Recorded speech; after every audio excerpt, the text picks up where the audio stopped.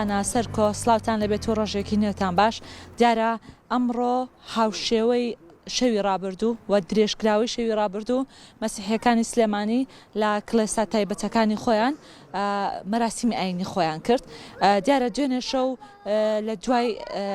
لە کاتژمێر هەشتەوە دابوو نەریتە ئاینەکانی خۆیان جێبەجێ کرد و ئەم ڕۆژ لە کاتژمێرنەوە دابوو نەریتە ئاینەکانی خۆیان جێبەجێ کرد ئەمەش بۆ ئەوەیە کە جەژن لەدایکبوونی ئەیسای مەسیح ئەگەڕن دیارە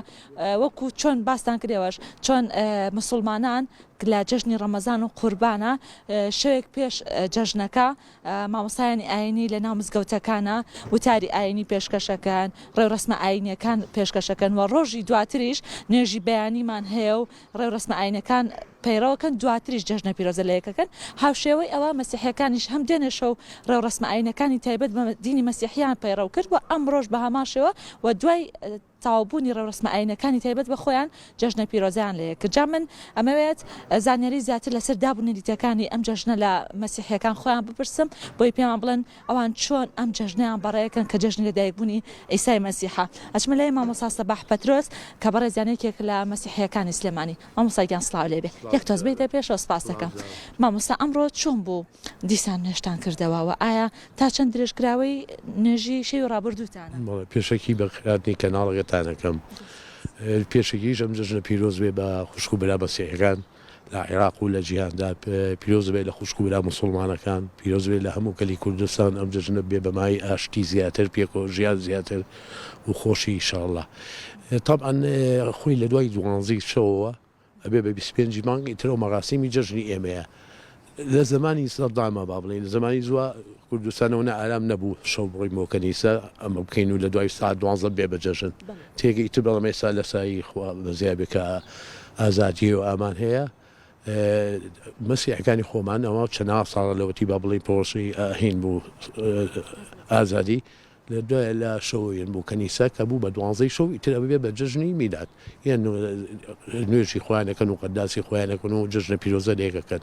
ئەوەی کە شەیش فریان ناکەوێت با بڵین بۆ بەیانیەت مەسەلەن ناتوانێت بێ ئیشی هەیە لەکار بووە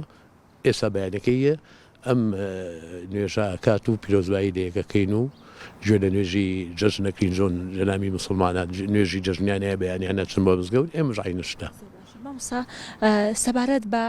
ئەوەی کە ئێمە بۆ نمونە لە جەژنی ڕەمەزانە 30 ڕۆژ بە ڕۆژ ئەبین پێشەوە دواتر ئەیکەین بە جەژن وازان مەسیحیەکانیش تقریبا 15 ڕۆژێکیان هەیە ئەو چۆن نییە ئەو زانێریمان بێتێ سەبارەت بە دابنێرێتەکانی پێش جەژن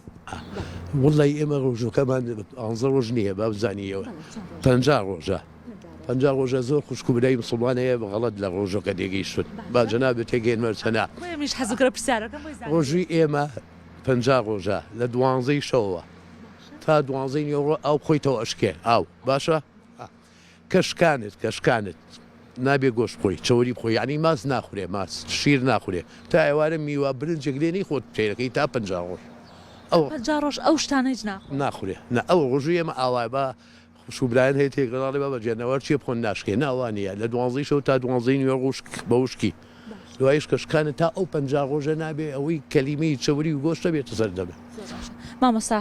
لەم جەژنەیە هەموو ساڵێک بینیمانە مسلمانان دینە جیاوازەکان پێکاتە جیاوازەکان بەرپرس و لایەنە حزبی حکومیەکان هاتوونەتە کڵێساکان پیرۆزبایان لە ئێوە کردووە ئەم پێکەوە ژیانە چۆن ئەبینن وڵی ئیتر ئەو پێکە ژویانە بەڕاستی زیاتر لە کوردستانە هەیە و بزات لە سلێمانیە لە هەولێر دۆکیش هەیە بەس بزات خەڵکی سلێمانی هەموو پێکەوە ژی هەوین هەموویە بۆ جەژنە پیرۆزە لەومان ئێمەش ئەچین بۆ جەژنە پیرۆزە بۆ لایەن یعنی بەڕاستی ئێمە لە دوای پرۆژەی ئازادی کە هەستمان بە جەژن کردووە هەستمان بە پێکەوە ژیان کردووە لە کوردستان بەڕاستی مامۆستا جەژنەکەتان ئێوە چەند ڕۆژ ئەبێت چەند ڕۆژ ئاوا پێشوازی لە میوانان و ئاینە جیاوازەکانەکەن کە بێن پیرۆزبایی جەژنی لەدایکبوونی ئەیسای مەسیح لەیەوە بکەن خۆی بە ڕسمی جەژنی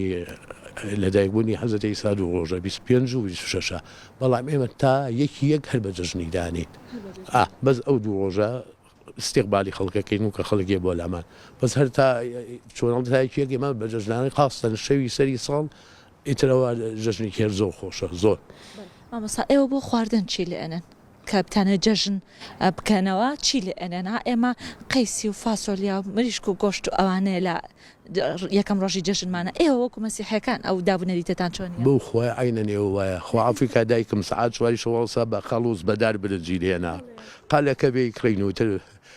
قەل و قاز و ئەمانەکرێت هەر عینەن ئێوە هەر عینەنەوە بەرەبەیان ئەواقین باوەڕێکی ئەم شۆ خۆم هەڵساوم قەلم شۆ خست و سەراگر بەیانی خۆم برنجەکەم لێناوە بە قوربانە دووبارە جەژنتان پیرۆز بێ مامۆستاگیان جەژنە دایبوونی مەسیح پیرۆز بێ لێتان زۆر سپاس مەمنون زۆر سپاس دەکەم لانا سەرکۆ مامۆستا کۆمەڵێک دابوونەریتی جەژنی لە دایبوونی ئیسای مەسیح و دینی مەسیحی باس کرد هاوشێوەیە و نزیکە لە جەژنی ڕەمەزان و قوربانی خۆمان بە تایبەتی ڕەمەزان چونکە ئەمانیش ڕۆژوبوونیان هەیە کە دیارە 50 ڕۆژ بە ڕۆژوە بن لە کاژمێر 12 شەو تا 12 نیوەڕەوە تا 12 ساعت ئەمان بە ڕۆژوە بن لە ماوەی ئەو 12 ساعتەدا هیچ شتێک ناخۆن دوای ئەوەی کە شکاندیشیان کۆمەڵێک خواردن هەیە کە لیان قەدەخێت لە ماوەی ئەو 50 ڕۆژەیان نابێبی خۆن کە مامۆستا خۆی ئاماژەی پێیا گۆشت و شیر و کۆمەڵی خواردنی ترە دیارە هەموو ساڵێک 24 لەسەر 25 مانگ جەژنی لەدایکبوونی ئیسای مەسیحا لە تەواوی جیهان ئەم یادە بەرز ڕادەگیرێت و یادی دەکرێتەوە شەوی 24 لەسەر 25 لە کاژمێر هەشتەوە تا 10 شەو و لە زۆر شوێن تا 12 شەو ڕێوڕسمە ئاینیەکانی تایبەت بە دینی مەسیح ئایکەن ڕۆژی دواتریش هەچ مەسیحیەک توانی بیان فریان نەکەوت بێکە لەو شەوەیە بەشدار بێ ئەوە ڕۆژی دواتر دێتە کڵێساکان بە تایبەت ئەو کڵێسانی کە ئەم مەراسیمانەی سازەکرێت دیارە لە سلێمانی زیاتر کڵێسای ماریوسفە کە ساڵانە ئەم ڕێوڕسمە ئاینیانی تا جێبەجێکرێەوە ڕێگەش دەدرێت دەستگای میدیاکان بێن ڕووماڵی خۆیان بکەن بۆیە مەسیحیەکانەوەی کە شەو فریان نەکەوت بێ ڕۆژی دواتریان لە سەعات 9 تا کەمێک پێشدا ڕێڕسمەکانی خۆیان جێبەجێەکەن و لەگەڵ تەوابوونی ئەوان بە جەژندایەنن جەژنە پیرۆزە لە یەکتر ئەکەن و جیا لەوەی کە جەژنە پیرۆزە لە مەسیحیەکانەکەن ئەم جەژنە لە مسلمانانیش پیرۆزەکەن ئەوە دینێکی جوانی ئەوانە کە جەژن لەدایکبوونی ئیسای مەسیح تەنها بە خۆیان نابەستنەوە بەڵکو پیرۆزبایی لە تەواوی پێکات و ئاینە جیاوازەکانیشەکەن وەک خۆیان ئەڵێن ئێمە بەڕەسمی 2 ڕۆژە جەژنەکەمان بەڵام تا سەری ساڵ ئێمە درێژەی پێین و خۆشی خۆمان دەرەبڕین کە ئیسای مەسیح لەو کاتەوە لەدایک بووە ئەوە زانیاریەکان ئەگەر سەرێکتان نەبێکەڕەوە بە لە ئێوە دەست خۆش